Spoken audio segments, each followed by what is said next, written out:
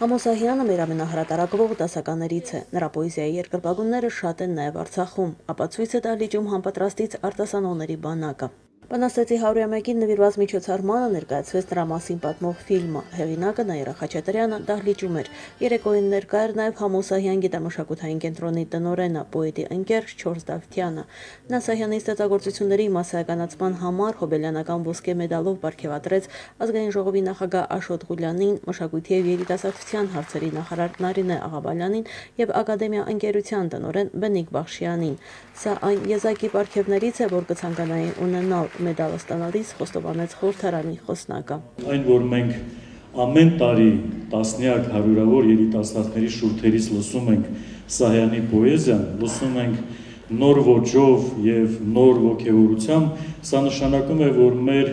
սիրած բանաստեղծի պոեզիան իսկապես անմահ է։ Բենիկ Բախշյանը հաճելիորեն զարմացրեց իր ասմունքով, նաև սրտառուչ խոսքով։ Նրա ստեղծագործությունների հերոսը եղել է գյուղի մարդը եւ բնության տարրերը։ Նրա ստեղծագործություններում բնության տարրերը մարդկային լեզվով խոսում են